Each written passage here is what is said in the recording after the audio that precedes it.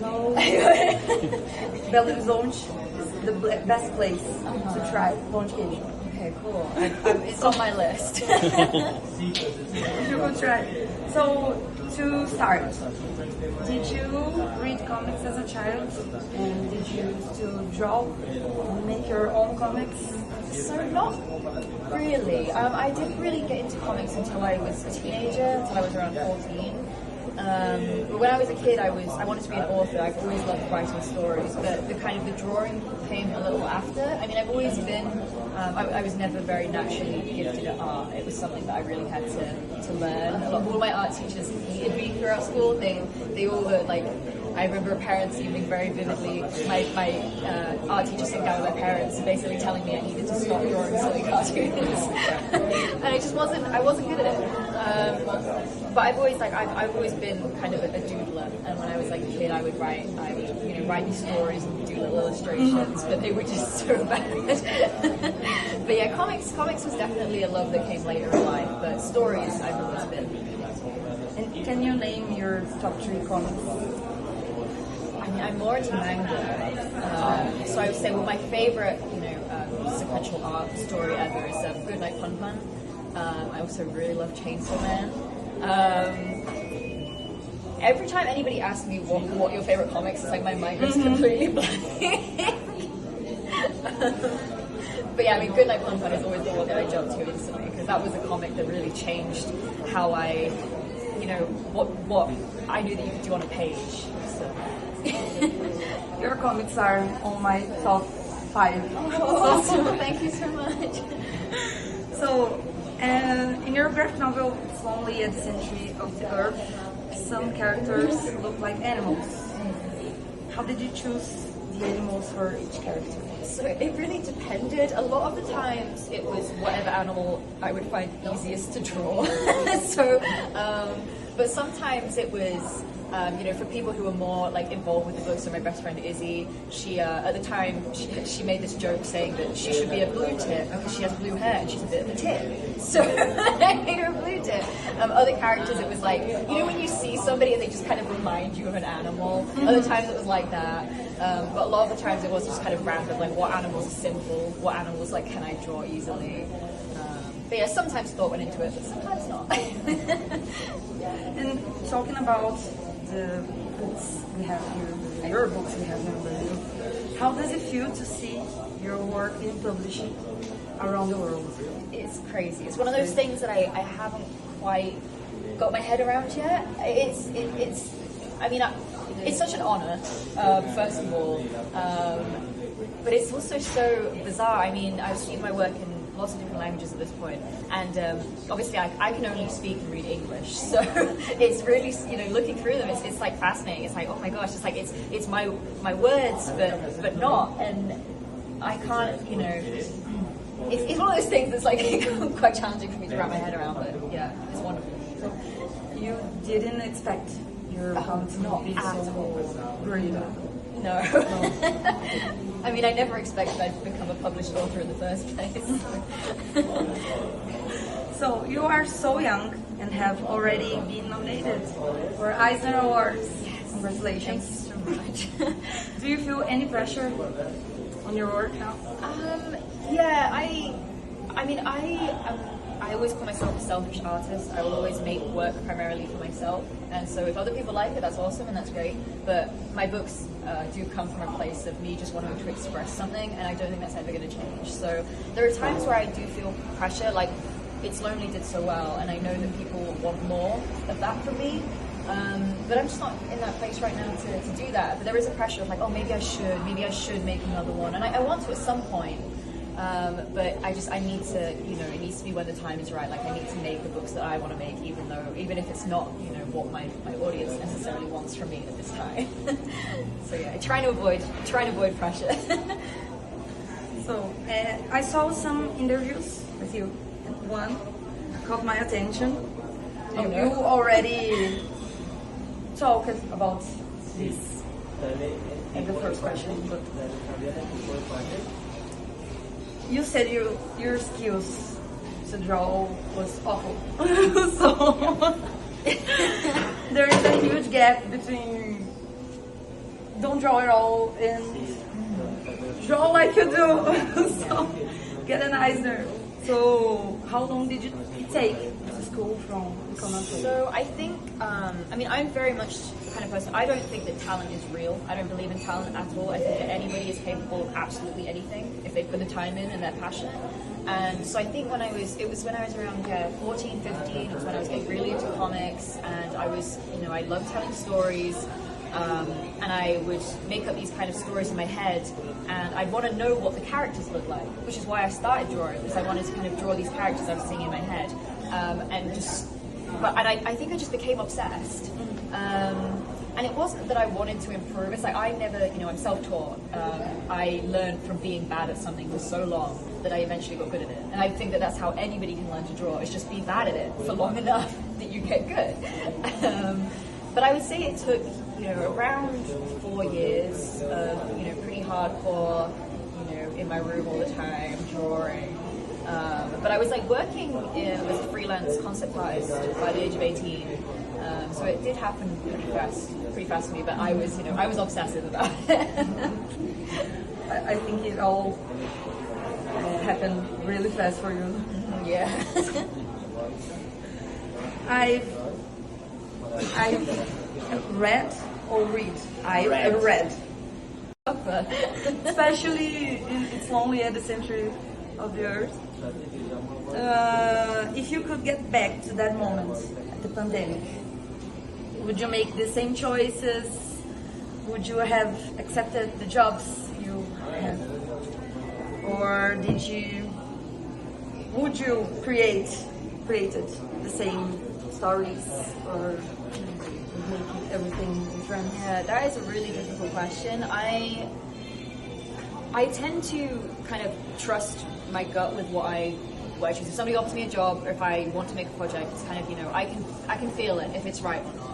And like there are projects I've walked out on the last year or so because I've just been like, no, this isn't right. And there are times where I get offered projects that I think, oh gosh, I should take this because it's, it's with a big company, it's like a big existing character or something. I'm like, I should, this is something that in my position I should be doing, but I know it's not right.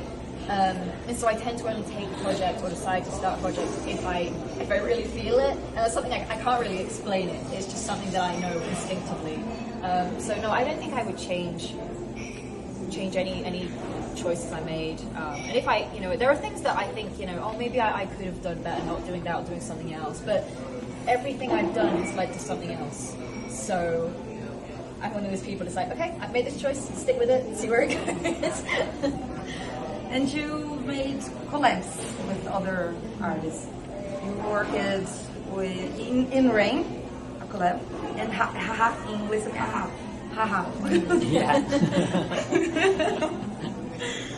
For someone who also writes, how was the experience of working on other people's stories? So it's for me it's a little strange sometimes. It does definitely feel like less of a, because with me comics it's the writing and art together is one symbiotic thing. It's not, sometimes people ask me, do you consider yourself more of a writer or an artist? Do you prefer writing or drawing? And to me that's not, I can't answer that question because it's the same thing. So when I do one or the other, and I write for other artists as well, it feels slightly less cohesive to me. I mean, I think that every project I've done with collaborators has been brilliant and everyone's been wonderful.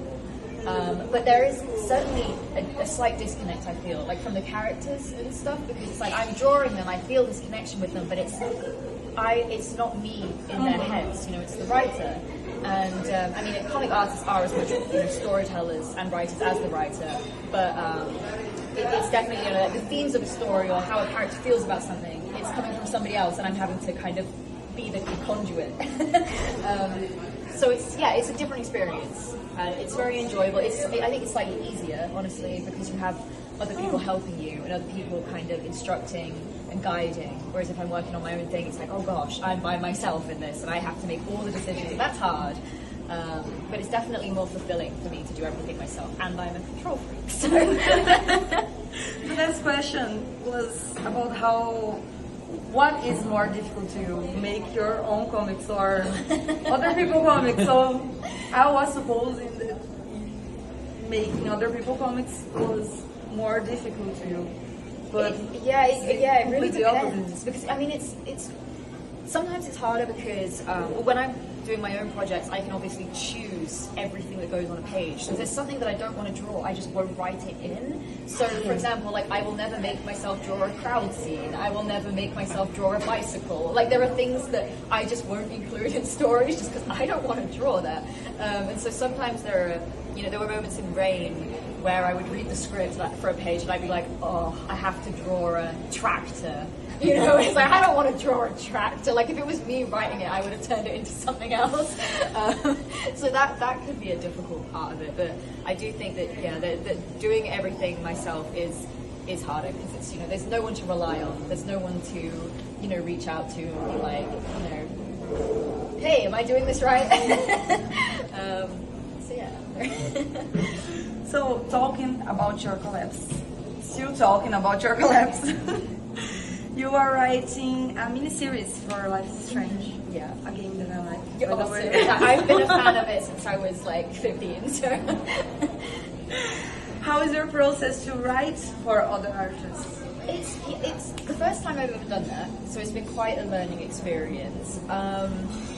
Because when I'm making my own books, I don't write a script. It's very, I tend to just kind of do really quick, like stickmen illustrations and dialogue bubbles and stuff. So writing an actual script has been really strange. And I tend to, when I write a story, I tend to see it as an animation in my head, if that makes sense, and I pick like key frames. So like kind of trying to translate that to an artist. It's really challenging, but I kind of was worried at the beginning that maybe because I'm an artist myself, I would write something and I would see it a certain way in my head, and then I would get the art back and it wouldn't look like how I expected it. And that has been the case, but in a positive way, because the art's come back so much like more interesting than what I would have done. Like there are compositions, there are panel layouts and things that I'm like, oh, I didn't think of that. And so that's been a really fascinating experience. But yeah, there's definitely a lot to learn. It is more challenging because it's an established franchise, or no? Oh yeah, that's been difficult. I mean, I'm a massive fan of Life is Strange. I have been for 10 years of my life at this point. And so when I got offered it, I was like, well, I have to take this. I kind of decided that I didn't want to do any. I wanted to just work by myself. But when they offered me that, I was like, oh, I have to do this. But working in a franchise, there are so many. Say, for example, the story I ended up writing was actually my third pitch that I sent them. The first two pitches, they were like, oh, this is great, but we can't do it for X, Y, Z reasons that's out of your control, which is fine. Oh, this is great, but we can't do it for X, Y, Z reasons that's out of your control, which is fine and reasonable. You're working with a franchise that has all these different branching things happening. But there's a level of stress and disappointment there, and there are parts of like a story where I'm like, oh, I really like what I've written here. I really like this line of dialogue. I like this, and then you'll get editor's notes back being like, oh, sorry, we can't do this because it doesn't fit with this continuity or whatever. And it's that does get you down a little bit because you get attached to an idea and then you can't. Whereas if you're working on your own stuff, anything goes. Talking about other medias like games, TV, I personally believe that your comics will turn into series or movies or games. Do you consider other media's adaptations as an extension? Yeah, I mean it's something that I've been having talks about recently. But I love comics. Comics are my language. I love video games as well. Like video games is something I've worked in, and I'd love to get back into working on video games at some point as well. But I do consider adaptations of a piece of art almost completely separate from its original piece. So it's like if, say for example, if It's Lonely was a movie, it would because it's difficult because it's only worked so well as a book because I used that format to its advantage. So if it was a movie, those same tricks wouldn't work. And so it would have to be it would have to feel so like new, because it would be trying to use, what can you do on a screen that you can't do in a book? And I find that really interesting. That would be an interesting challenge, and I hope at some point I get to explore that. We are getting close to the end. Many readers are also aspiring. Many readers are also aspiring artists, but for many reasons they don't go after their dreams. Some thinking that they're good enough, or have someone saying to give up. Yep. Could you send a message to these artists? Gosh, I think that if you're passionate, you'll do it. I truly believe that. I think that it's one of those things where, especially with comics, you have to believe in yourself, because at the beginning, nobody will. When I was trying to get into comics when I was 19, and it's fucking hard. Like, nobody, because if you don't have a name behind you, or if you don't have, a book, somebody's got to take a chance on you. And I think it's all about throwing your stuff at as many people as you can, utilizing social media, being completely shameless. That's another thing. I think a lot of young artists that I speak to, they are embarrassed about what they're making, and you need to get rid of that. Be proud of what you're making, know that it's good, know that it's interesting, show it to as many people as you can, and you'll find somebody eventually, and it will take time, and you'll get so many rejections, but eventually you'll find somebody who believes in you, and then you'll be off. But it's hard, and I think a lot of people give up before they're supposed to. I had a teacher that said once that no one will invite you to be in space, like with your comics, bring in your comics. Fala, não space, espaço aqui, espaço, não space. A gente fala nesses espaços, os lugares. Eu não entendi qual que é a The pergunta. places. Tipo, uma professora minha falou uma vez, tipo, que ninguém vai te convidar. Você tá com seu projeto, você tem um projeto. Ninguém vai te convidar pra estar em lugar nenhum. No one will invite you to be at the place you want to be. Right. You want to invite yourself to be there. Yes. Right. That's what I'm trying to say. So, to finish, we started asking your top 3 comics. And now I want to know your last 3 comics. The last 3 comics you've read. Oh my gosh. And like it. Right. I don't even know what the last 3 comics I read. I've been reading a lot of books without pictures lately, so Okay. I don't think I have an answer for that. Honestly, like, when you work in comics and you look at comic pages all day, the last thing you want to look at is a comic. So I don't even remember the last comic I read. That's awful. Oh, I was reading Shiver by Junji Ito. That was the last comic I read. But that was like a month ago at this point. I haven't read any since. We published Junji Ito here in Brazil too. Uzumaki and Gyo and Hemina and Venus and the Blind Spot. Oh, awesome. Yeah. So, in Brazil, we have the Brazilian version of the Free Comic Book Day. And we made one of the brain. It's so cool. Can I have a look? It's yours! Oh, it's mine. Thank you. Of course, we have a lot more of that if you want to give this away. When we'll be at São Paulo, sorry, we'll give another one for you, or 5 or 10 or Thank whatever. you so much. That's awesome. Thank you. And we have brain Thank Portuguese. Yes. That you can't read, but Yeah. But I can look at all the pretty pictures I drew. yes. Thank you so much. Thank you for your time. Of course. Thank you for having me. I know the first time is over. You nailed it in 20 And minutes. I didn't have a stroke.